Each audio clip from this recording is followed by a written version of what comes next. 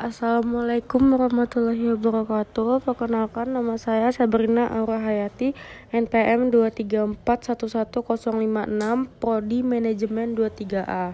Di sini saya akan menjelaskan tentang ruang lingkup ekonomi mikro. Dan ilmu ekonomi adalah ilmu tentang produksi, distribusi, dan komunikasi barang, serta berbagai masalah yang bersangkutan dengan itu, seperti tenaga kerja, biayaan, dan keuangan.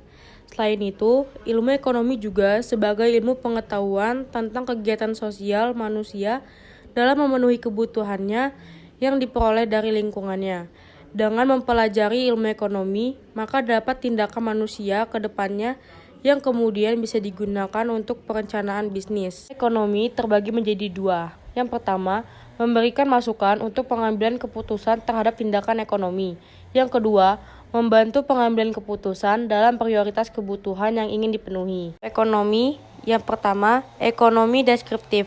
Cabang ilmu ekonomi yang menggunakan angka, grafik, atau kurva sebagai dasar untuk menganalisis fenomena di wilayah tertentu. Hasilnya berupa data yang digunakan untuk memahami situasi yang terjadi. Contoh penerapannya, ekonomi deskriptif bisa kita lihat pada gambar krisis moneter tahun 1998. Saat itu, ekonomi Indonesia memburuk akibat tingkat inflasi dan hutang negara yang tinggi. 2. Teori ekonomi.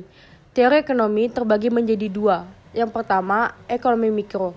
Analisis ekonomi mikro dalam menggunakan analisis konsumen dan produsen dalam menawarkan barang dalam pasar. Sebutan untuk ekonomi mikro adalah sebagai teori harga. Hal ini disebabkan karena inti dari ekonomi mikro adalah penentu harga. Yang kedua adalah ekonomi makro.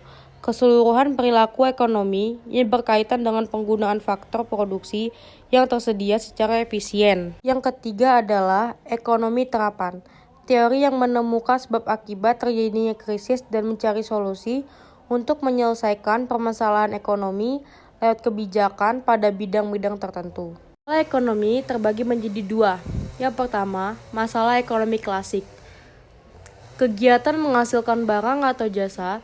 Masalah yang terjadi pada produksi bisa bermacam-macam, seperti menentukan barang apa yang akan dibuat, modal yang tersedia, bahan baku, sumber daya manusia, dan kelangkaan jika jumlah barang atau jasa lebih sedikit dari permintaan. Maka timbul kelangkaan di pesanan, akibatnya harga barang atau jasa tersebut naik. Masalah ekonomi modern. Produk apa yang akan diproduksi? Produsen harus menentukan barang atau jasa apa yang akan diproduksi. Apakah barang atau jasa tersebut dapat memenuhi kebutuhan masyarakat, serta jumlah produk yang akan dijual ke pasaran. Sekian penjelasan dari saya. Apabila ada kesalahan kata, saya mohon maaf. Kepada Allah saya mohon ampun. Wassalamualaikum warahmatullahi wabarakatuh.